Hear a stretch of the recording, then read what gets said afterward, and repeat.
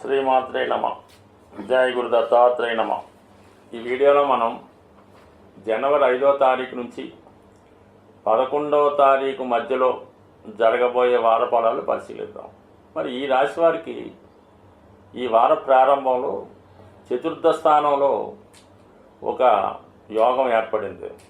అది ఈ రాశి వారికి నిపుణ యోగంగాను బుధాదిత్య యోగంగాను ఏర్పడడం జరుగుతుంది. అంటే ఇక్కడ ఎవరైతే ఈ రాశివారు స్థిరాస్తి కొనుక్కునే ప్రయత్నం కానీ సొంత గృహం కొరకు అన్వేషిస్తున్నారో వారి యొక్క అన్వేషణ ఈ వారంలో ఫలప్రదమయ్యే అవకాశం ఉంది. అలాగే విద్యార్థులు వారి యొక్క విద్య ప్రశాంతంగా సాగే విషయంలో ఏదైనా ఒక మంచి గురువుని ఆశ్రయించి అక్కడ చదువుకోవడం కానీ హాస్టల్లో చేరి చదువుకోవడం కానీ జరిగే అవకాశం ఉంది. లేదంటే డే స్కాలర్గా ఉన్నవారు ఏదైనా ఒక రెసిడెన్షియల్ స్కూల్లో జాయిన్ అయ్యి వారి విద్య కొనసాగించే అవకాశం ఉంది. అలాగే స్థిరాస్తికి కావాల్సినటువంటి ధనం మరి అది ప్రభుత్వం రుణం ద్వారా కానీ అలాగే ఎవరి సహకారంతో అయినా మీరు ఏదైనా ఆస్తి కొనడానికి తగిన ధనం కూడా ఈ వారం లభించే అవకాశం ఉంది. అలాగే ముఖ్యంగా ఎవరైతే ఉద్యోగం మారదామనుకున్నారో కొత్త ఉద్యోగం కోసం అన్వేషిస్తున్న నిరుద్యోగులకు కానీ అలాగే పార్ట్ టైం ఉద్యోగం కొరకు ఎదురు చూస్తున్నటువంటి విద్యార్థులకు కానీ ఈ వారంలో మీకు ఏదో ఒక ఉపాధి అవకాశం లభించే అవకాశం ఉంది. అలాగే మరి కొంతమంది ఆధ్యాత్మిక రంగంలో ఉన్నవాళ్ళు ఏదైనా ఒక పుణ్యక్షేత్రాన్ని దర్శించి అక్కడ 1-2 రోజులు స్టే చేసి అక్కడ ప్రశాంతంగా వారి యొక్క జీవితాన్ని హ్యాపీగా గడిపే అవకాశం ఉంటుంది. అలాగే మరి ఈ వార ప్రారంభంలో జాతకుడు ఏదైనా ఒక వివాహ వేడుకలో కానీ పుణ్య కార్యక్రమం ఎంటర్టైన్మెంట్ కార్యక్రమాల్లో పాల్గొనే అవకాశం ఉంది. కొంతవరకు అటు కుటుంబ విషయాల్లో కానీ అలాగే ఉద్యోగ సంబంధించిన విషయాల్లో కానీ కొన్ని సమస్యలు అధికారుల వల్ల కానీ మీతో పనిచేస్తున్నటువంటి సహ ఉద్యోగుల వల్ల కానీ కొన్ని నిందలు చికాకులు ఉద్యోగపరమైన ఇబ్బందులు వచ్చే అవకాశం ఉంది.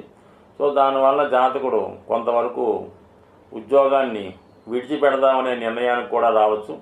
అటువంటి ఏమీ చేయకుండా నిదానంగా వ్యవహరించడం వల్ల మరి 1-2 రోజుల్లోనే మీకు వచ్చినటువంటి ఉద్యోగ సమస్య లాంటిది సాల్వ్ అవుతుంటుంది. కొన్ని నిందలు కూడా మీకు ఉద్యోగరీత్యా రావచ్చు.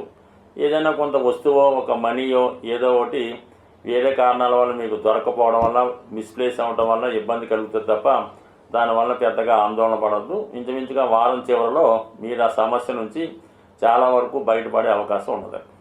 ఇక ముఖ్యంగా ఈ వారంలో 8-9 తారీఖుల్లో చాలా వరకు ముఖ్యమైనటువంటి పనులు ఏమన్నా ఉంటే వాయిదా వేసుకోండి.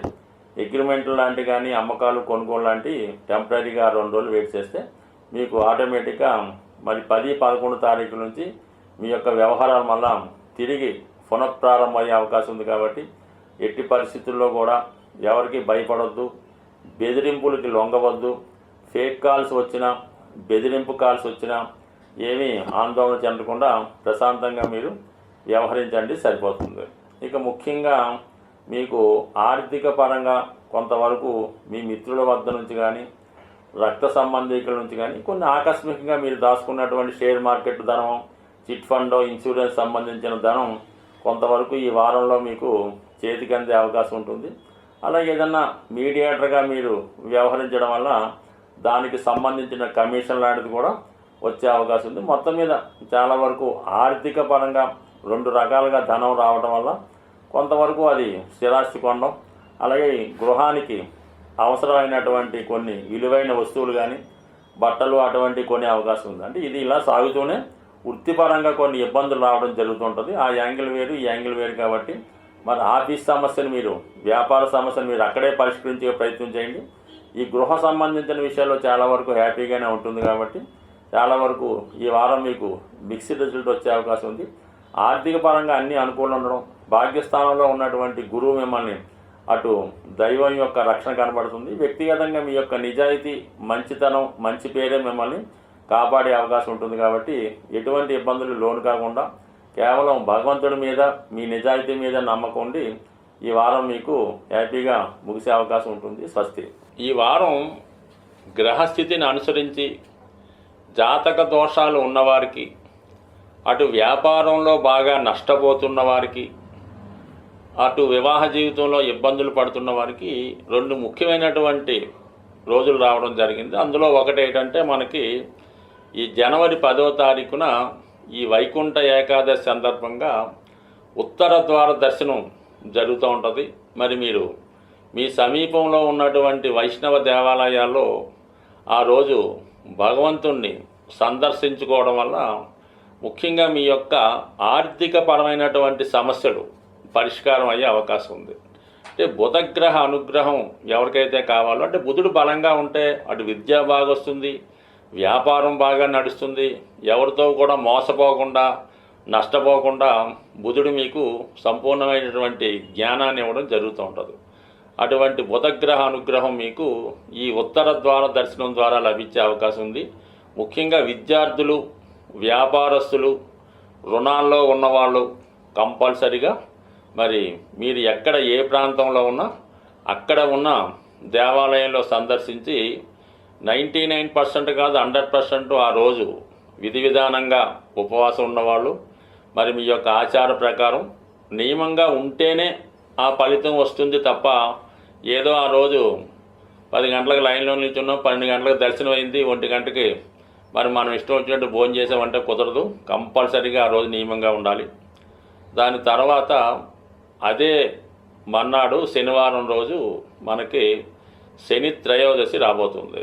ఇది ఏ గ్రహం ఏ ఫలితం ఇవ్వాలన్నా, ఎటువంటి సమస్య నుంచి బయటపడాలన్నా ముందుగా మరి శివుని యొక్క అనుగ్రహం ఉండాలి. అంటే శనీశ్వరుని యొక్క అనుమతి ఉంటేనే మిగతా గ్రహాలు మీకు మంచి ఫలితాన్ని ఇవ్వడం జరుగుతుంటుంది. కాబట్టి విధి విధానంగా ఆ రోజు కూడా మీరు శని త్రయోదశి రోజు మరి శివాలయంలో ఉన్నటువంటి నవగ్రహాలని సందర్శించుకొని అక్కడ విధి విధానంగా ముందుగా 9 గ్రహాలని పూజించి చివరగా శని భగవానుడికి తైలాభిషేకం లాంటిది చేసి పరిశుభ్రంగా మరి అక్కడ పూజ పూర్తి చేసుకొని అదే దేవాలయంలో శివుడికి కూడా చక్కగా రుద్రాభిషేకమో ఏదో అభిషేకం చేయించుకొని ఆ దేవాలయంలో సుమారుగా ఒక గంట సేపు 2 గంటలు చక్కగా అక్కడ ఉండి వీలైతే ఆ భక్తులకి సేవ చేసి మరి నెమ్మదిగా మీరు ఇంటికి వచ్చి ఆ రోజు కూడా కంపల్సరిగా మరి ఎటువంటి ఆయిల్తో చేసిన పదార్థాలు కానీ తినకూడదు. చక్కగా ఫ్రూట్సో మరి చక్కగా ఆయిల్ లేని తినటం. ఆ ఒక్కరోజు భూమి మీద పడుకోవాల్సి ఉంటుంది. అంటే దుప్పటి చాప అది వేసుకోవచ్చు. మంచం మీద పడుకోకుండా సింగిల్గా బ్రహ్మచారిగా, అంటే స్వామి అయ్యప్ప దగ్గరికి వెళ్ళినప్పుడు ఏ విధంగా ఉంటారు ఆ ఒక్కరోజు అంటే శనివారం మొత్తం రోజంతా ఆ రాత్రంతా మర్నాడు సూర్యోదయం అయిన దాకా జాగ్రత్తగా ఉండి మరి ఆదివారం కూడా వీలైతే సూర్యభగవాన్ని నమస్కరించుకొని మరి ఆదివారం కూడా మీరు నియమంగా ఉంటే మొత్తం మీద మీరు 10, 11, 12 తేదీలు ఎంత పవిత్రంగా ఉంటే మీ జీవితంలో ఎటువంటి గొప్ప సమస్య అయినా సాల్వ్ అయ్యి రాబోయే ఇప్పుడున్నటువంటి 2025 మీ జీవితంలో ఖచ్చితమైనటువంటి అభివృద్ధి రావడం జరుగుతుంది. ఇందులో నమ్మకం ఇంపార్టెంటు. కొద్దిగా కష్టపడితే ఒక 3 రోజులు మీరు హ్యాపీగా మరి సంతోషంగా అదేదో దైవ కార్యక్రమంగా భావిస్తే మొత్తం సంవత్సరం అంతా దాని ఫలితం ఎలా ఉంటుందో మీరే చూస్తారు కదా. స్వస్తి.